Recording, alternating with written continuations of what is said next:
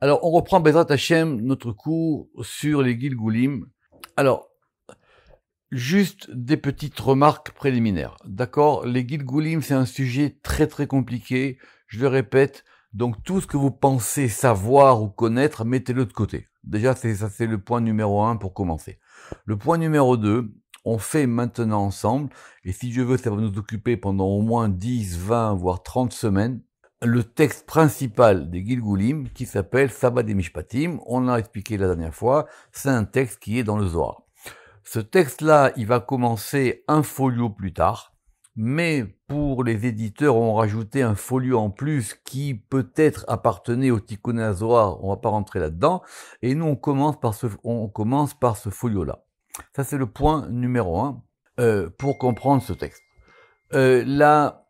Le deuxième point, pour revenir à ce qu'on a dit la dernière fois, pour le Zohar, la notion de Gilgulim, c'est une notion qui est connue. Le Zohar, il nous apprend pas des Chidushim sur les Gilgulim. Enfin, par contre, il veut nous expliquer des mystères liés à la notion de Gilgul. Mais la notion de Gilgul, elle est supposée être connue. Le Zohar n'a pas besoin de la définir. Ce qui nous ramène au deuxième point qu'on a vu la dernière fois, c'est d'où est-ce que cette notion, elle vient. Alors, il y a eu des discussions cette semaine, je vais pas m'étendre là-dessus. Il y a eu des tas de travaux qui ont été faits là-dessus, à savoir d'où vient cette notion de Gilgulim et comment est-ce qu'elle a été intégrée, ou plutôt d'abord acceptée par le judaïsme. D'accord? Donc il y a eu effectivement, depuis l'époque des Géonim, cette notion de Gilgulim, elle apparaît. On la trouve pas directement ni dans la Torah ni dans le Talmud, mais évidemment une fois qu'on l'aura, on va relire le Talmud et on va relire la Torah avec les Gilgulim. Et il va y avoir toute une discussion qui va durer en gros une grande partie du Moyen-Âge pour savoir est-ce que le Gilgul c'est un élément qu'on peut accepter ou pas dans la tradition. Et après, avec des distinctions, est-ce qu'on peut aller même jusqu'à considérer que ce serait pensable pour un juif de penser qu'on peut après avoir un Gilgul dans un animal, voire même dans le végétal? Ça, on verra plus tard. Mais ça, c'est une question historique qui a déjà été réglée, mais au niveau du Zohar, c'est clair que le Gilgul, c'est un élément important qui fait partie du judaïsme. Juste le dernier point, quand bien même cette notion, on la retrouve ailleurs, la manière dont la Kabbale et le judaïsme et le Zohar vont interpréter cette question, et ils vont en faire une question juive. C'est-à-dire qu'on va donner à cette notion de Gilgul des particularités qui n'appartiennent qu'au judaïsme. On a aussi d'autres éléments qui proviennent d'extérieur, par exemple l'histoire des 4 éléments, ou l'histoire de la théorie des humeurs, qu'on a vu dans le Sefer Yetzira sur les éléments. Évidemment qu'on retrouve ça aussi dans d'autres cultures, on va dire. Mais dans le Sefer Yetzira, effectivement, cette notion des éléments, et dans la Kabbale ultérieure après, effectivement, elle va avoir une résonance, et donc les Rachamim, ils vont effectivement lui donner une forme, et voire même un contenu complètement juif. Ça, c'est le point numéro 1. Point numéro 2. On a vu la dernière fois le rapport qu'il y a entre le Gilgul et le Mishpat. Alors, on va relire rapidement. Ça c'est le cours de la semaine dernière. Pata Rabbi Shimon ve'amar. Rabbi Shimon, il a ouvert et il a dit Ve'la mishpatim ashetasim lifnehem. Donc, ce que j'ai expliqué la dernière fois, à savoir que cette notion de Mishpat, elle est liée au Gilgul. D'accord? Pourquoi? Parce qu'effectivement, le jugement, c'est à la fois le jugement qui vient après l'acte, mais l'acte aussi qui arrive à une personne, c'est aussi une manière qui lui appartient à elle d'être jugée. Donc, on relit. Le Zohar, il nous avait ramené le Targum, vous vous rappelez de cette histoire-là. Et tout de suite, on va ramener on va ramener un verset de notre paracha Mishpatim. Juste un petit point technique, le Ramak, il a raison de faire attention. On a dit la dernière fois, des itadnu kol chad vechad lakobel onche. C'est-à-dire que des âmes qui sont jugées, chacune, pour recevoir sa punition. C'est un point très important. Le Gilgul, c'est une notion entièrement particulière. Même si on a des notions dans le Zohar sur les âmes, on a vu dans Sha'ar HaNeshama qu'il y avait une distinction évidemment entre le Nefesh, Ruach et Neshama, au moins ces 3 grandes parties. La particularité de chaque personne, elle est unique. Le Ramak il dit comme ça, Deitanu kol chad vechad lekabel oncho, ça veut dire que c'est chaque personne, chaque destin, chaque âme, et ce qu'elle va faire, le rapport de l'âme et le corps, de ce qu'une personne a fait dans une vie, c'est complètement unique. Donc le grand danger de tous les gens qui veulent étudier les Gilgulim et essayer d'en tirer des généralités, c'est très compliqué. Même dans la Rizal, il y a très peu de généralités. Parce que chaque cas est individuel. Chaque cas est particulier. C'est d'ailleurs la raison pour laquelle c'est les mishpatim au pluriel. Comment est-ce qu'on relie cette notion des mishpatim dans la paracha mishpatim au Gilgulim? C'est va être tout de suite notre histoire qu'on va voir aujourd'hui. Donc, verset de la paracha, Ki tikne eved ivri, lorsque tu achèteras un esclave hébreu, shesh shanim ya'avod, il travaillera 6 ans, ou vashiv'it, et dans la 7e, yetzel lachofshi chinam, il faut faire attention à la traduction littérale, il sortira vers la liberté, chinam, gratuitement, ça veut dire qu'effectivement, il a payé sa dette. D'accord? On rentre pas dans l'aspect halachique de la chose, parce que le Zohar, il pense qu'évidemment, vous connaissez de quoi il s'agit. Mais, au lieu de lire ce verset de façon pshat, c'est-à-dire que la Torah viendrait nous enseigner les lois du salariat, de quelqu'un qui va vendre sa force de travail et qui va donc se mettre au service de quelqu'un d'autre, on parle d'autre chose. Chavraya. Et donc c'est ce que dit Rabbi Shimon. Les compagnons, les chavirim. Aïda nacha. Maintenant c'est un moment, ici c'est un moment. Les gala kama razin temiri de Gilgula. De dévoiler de nombreux mystères cachés ou enfouis du Gilgul. Donc je répète, le Zohar suppose que vous savez ce que c'est que le Gilgul. On veut maintenant nous enseigner des mystères du Gilgul. Autrement dit, d'après le Zohar, la notion de Gilgul est déjà connue. Mais maintenant, nous, on va l'approfondir. On va dévoiler des mystères qui sont cachés à l'intérieur du Gilgul. Alors, comment est-ce que ce verset-là, il va nous parler du Gilgul? C'est ce qu'on va voir aujourd'hui, doucement. Ki tikne eved ivri. Donc, on reprend notre verset. Lorsque tu vas acheter eved, un esclave hébreu, shesh shanim ya'avod, pendant 6 ans, il va travailler. On n'est pas trop surpris du fait qu'on va pouvoir dire que le eved, c'est pas simplement une personne, c'est aussi quelque chose d'autre. Et ce qu'on va voir maintenant. Alors, commençons par lire, et évidemment, on va prendre notre temps pour expliquer mot par mot. Kad nishmata itraivat begilgula. Lorsque l'âme, alors évidemment, j'espère que vous connaissez la différence qui est entre la neshama en araméen c'est nishmata, nefesh c'est nafsha, je reprends, neshama c'est nishmata, nefesh c'est nafsha, ruach et ruach c'est rucha. Pour le moment, on va rester sur 3 degrés. Lorsque la neshama itraivat begilgula, elle doit être en Gilgul. Tout de suite, la question, c'est de savoir ça veut dire quoi ce itraivat. Qu'est-ce qui fait qu'une âme doit aller en Gilgul? La grande difficulté de ce texte du Zohar, c'est que ce texte du Zohar, évidemment, comme beaucoup d'autres textes, il est énigmatique. Évidemment, le Zohar, il n'est pas là pour vous expliquer. Il est là pour vous faire comprendre. Il est là pour que vous essayiez de comprendre des choses. Évidemment, ça va être le travail de tous les mefarshim, de tous les commentateurs et des grands lecteurs du Zohar, d'essayer de comprendre ce que le Zohar dit. Mais ça veut dire quoi ici le itraivat? Ça veut dire quoi qu'une âme, elle est obligée d'aller en Gilgul? Pour ce cours, on verra évidemment plus tard, on verra dans Shara Gilgulim et dans d'autres pirushim de ce texte-là. Le Rama qui dit qu'il y a 2 cas simples. D'abord, premièrement, si le Zohar il a dit Karnishmata itraivat begilgula, ça veut dire que c'est pas tout le monde. Lorsque l'âme, elle doit. Mais il y a des âmes qui ne doivent pas. Donc, qu'est-ce qui fait qu'une personne, elle doit revenir en Gilgul ou pas? Notez cette question-là. Alors, évidemment, on sait d'autres textes du Zohar et on va tout de suite essayer de poser sur le texte des questions. On va dire que si une personne, elle vient en Gilgul, rappelez-vous ce qu'on avait dit plus haut, on avait dit que c'était les kabel anché. Que c'était pour recevoir une punition. Pourquoi la personne elle doit recevoir une punition? Parce qu'effectivement, peut-être elle n'a pas fait ce qu'elle devait faire. Donc sa punition, et est-ce que c'est vraiment une punition? C'est une grande question. C'est qu'il va revenir. il va revenir et il va devoir essayer maintenant de réparer sa faute. Mais le Ramak dit que ce n'est pas le seul cas du Gilgul, comme on va voir par la suite.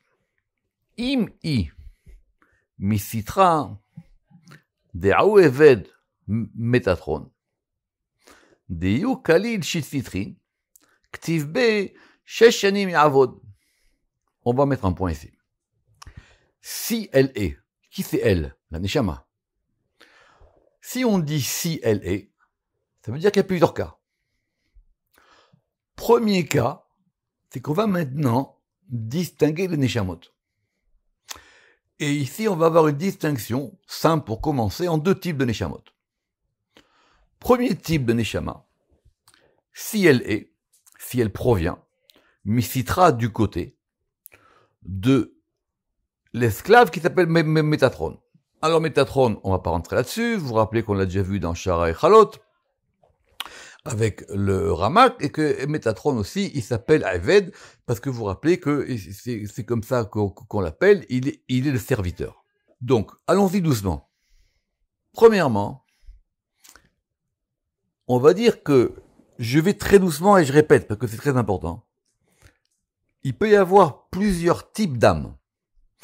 Et plusieurs types d'âmes qui doivent revenir en Gilgul. Ok. Cette âme-là, elle provient du côté de Métatron. Comment une âme, elle peut provenir de Métatron? Bonne question. N'allons pas trop vite. D-I-U et Métatron, il est Khalil, il est totalisé. Ou il totalise Shit Citrin, il totalise 6 côtés. Ceux qui ont fait Shar et Chalot là-bas sur Métatron et dans les Tikkun HaZohar, on sait de quoi ça parle. Métatron, c'est qui? Métatron, c'est cette espèce, vous vous rappelez, c'est l'histoire des noces, etc. On va pas revenir là-dessus.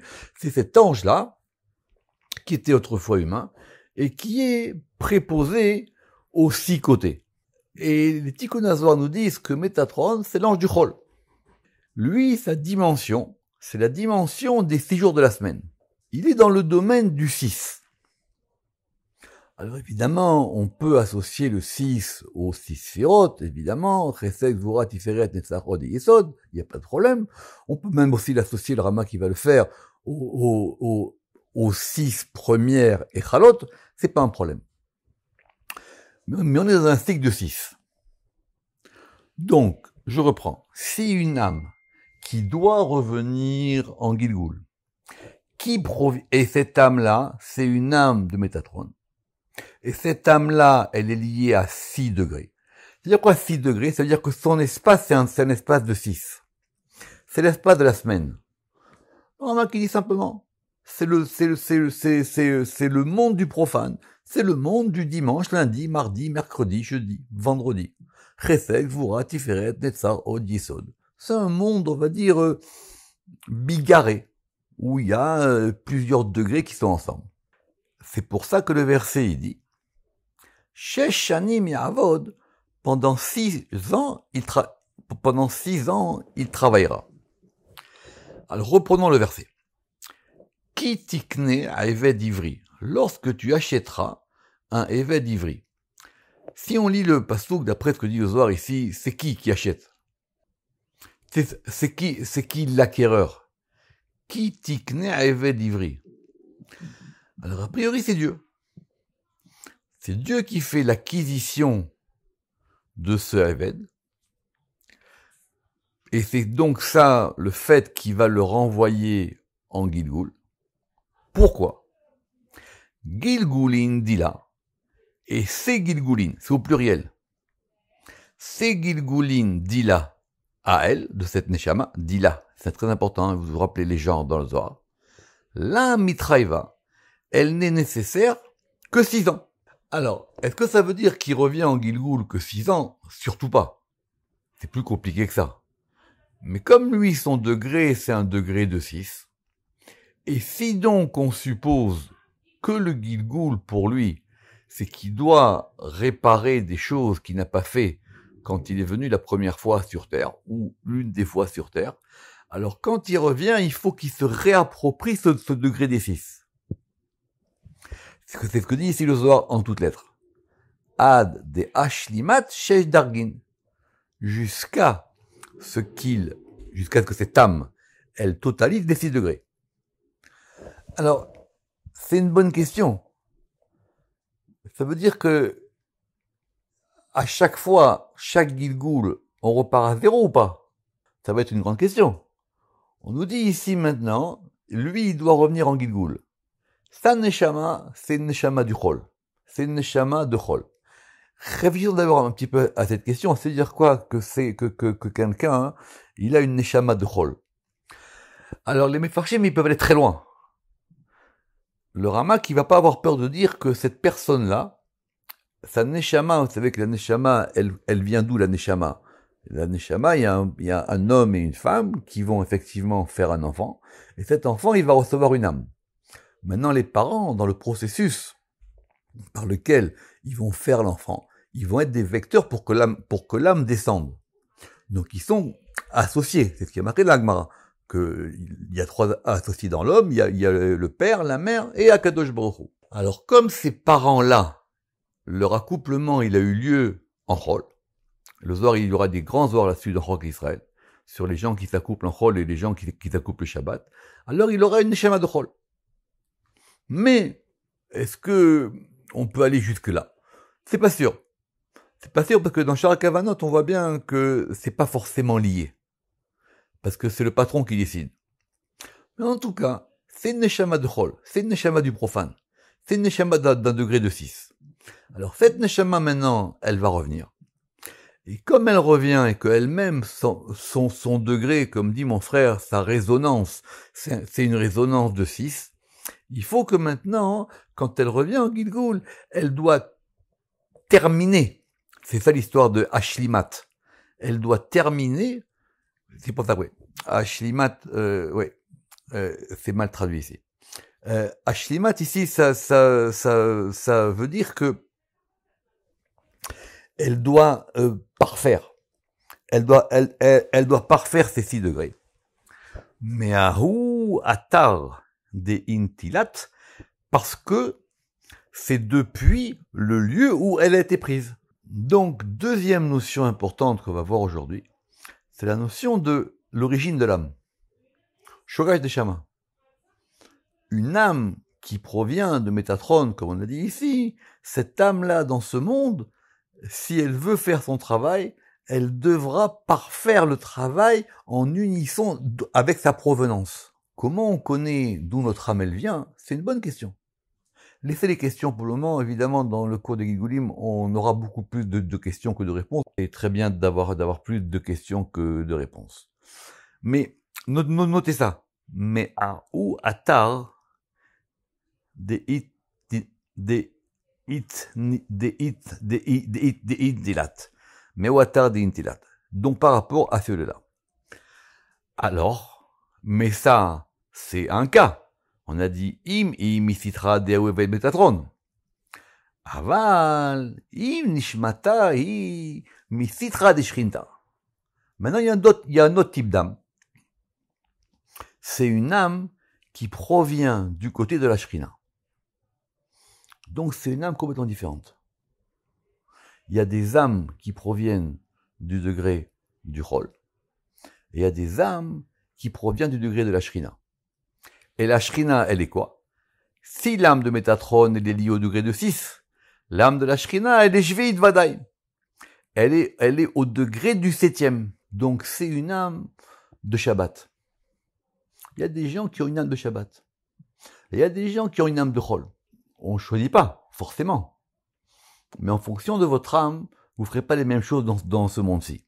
Mais ici, de quoi on parle? On parle d'une de ces âmes, et bien qu'elle soit du degré de Shabbat, elle doit aussi revenir en Gilgoul. Ce qui va faire dire au Ramak qu'il y a peut-être plusieurs types de Gilgoul. Il y a peut-être quelqu'un qui va revenir parce qu'il a des choses à réparer. Ou peut-être quelqu'un qui va revenir parce qu'il a une chose à terminer. C'est pas pareil.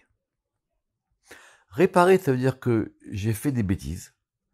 Alors je vais avoir une deuxième chance pour essayer de ne pas les refaire. Mais une chose à terminer, ça veut dire j'ai fait quelque chose de bien, mais j'ai pas été jusqu'au bout. Alors là, peut-être que je peux revenir pour pouvoir aller jusqu'au bout de cette chose-là. Mais c'est pas le même degré, dit le Ramak. Parce que cette âme-là, qui provient de ce degré de Métatron, elle doit retotaliser les 6. Alors lisons le Zohar. Aval im nishmata im sitra de shrinta. Mais si cette âme-là, elle est du côté de la shrina, qui est le degré de Shevi'it, qu'est-ce qu'il est écrit? Ou ba Shevi'it yetse la chov shichinam. Alors on va relire notre verset. Ki tikne eved ivri sheshanim ya'avod. Premier cas. Lorsque tu achètes un esclave hébreu, alors lui, son Gilgoul, c'est un Gilgoul de 6. Ou ba Shevi'it, et littéralement, est pour la 7e, c'est-à-dire cette âme qui est du degré du 7, Yetse. Alors, c'est pas très grammatical, parce qu'on aurait dû dire Tetse. Mais bon, peut-être que Yetse aussi, ça peut passer pour un féminin, c'est comme ça que le lit ici. Ou Bashevi'it, et pour l'âme qui est du degré de 7, Yetse la Chofshi, elle va sortir comme une âme libre, Chinam, gratuitement, ça veut dire qu'elle a rien à payer. Alors, qu'est-ce qui se passe? Elle a un Gilgoul ou elle a pas un Gilgoul? Oui, elle a un Gilgoul aussi. Mais c'est pas le même Gilgoul. Alors le Ramak dit, mais elle a un Gilgoul parce qu'elle a fait des fautes ou pas? Alors il veut dire, même une âme de Shabbat, évidemment, elle sera peut-être une âme d'un degré plus supérieur. La personne, elle sera évidemment plus attachée au Shabbat et donc aux choses spirituelles. Mais il est possible qu'elle revienne. Alors relisons. Aval. Im nishmata, im isitra de shrinta. Et si la neshama, elle est du côté de la shrina, qui est le degré du shevi'it, assurément. Qu'est-ce qu'il est écrit? C'est la fin du verset. Ou va shevi'it yetse la chov shichinam. Et ça, c'est quoi? C'est le degré du juste. C'est le degré du juste. C'est l'âme des justes. Alors le Ramak, c'est avec le Ramak qui était à Tzfat, il dit, ce sont les Gilgoulim des Tzadikim. Ce sont les Gilgoulim des justes. Et un juste, quand il fait un Gilgoul, c'est pas le même. Pourquoi? Vadai led be melacha. Lui, il revient pas ici pour travailler. Il n'a pas à réparer. Kivan de led be melacha led be sha'ibud. Très beau passage. Et donc, puisqu'il n'y a pas en lui de travail, il n'est pas là pour travailler. Alors, c'est pas une âme esclave. Led be sha'ibud. Il n'y a pas pour lui d'esclavage. Venishmata di mitaman. Et donc, sa neshama qui provient de ce degré de là-bas, c'est-à-dire quoi? De ce degré de la shrina. Itmarba. Il était dit à son propos. Ou vashivi'it yetzela chov shichinam. Et donc, cette âme qui est du shivi'it, et ici, même si elle revient en Gilgoul, et même si elle doit revenir en Gilgoul, et toutes les âmes des justes ne sont pas forcément obligées de revenir en Gilgoul, alors lui, son Gilgoul à lui, c'est pas un esclavage. Donc il y a un Gilgoul d'esclave, et il y a un Gilgoul d'homme libre. Le Ramak qui termine ce passage en disant qu'il faut faire des prières pour que nous, on essaye que notre âme, elle arrive à ce degré du Shabbat. On verra la suite maintenant qu'il y a notre personnage qui s'appelle Sava qui va venir dans la discussion la prochaine fois et on passera au folio 94b. Baruch Adonai Le'olam. Amen ve Amen.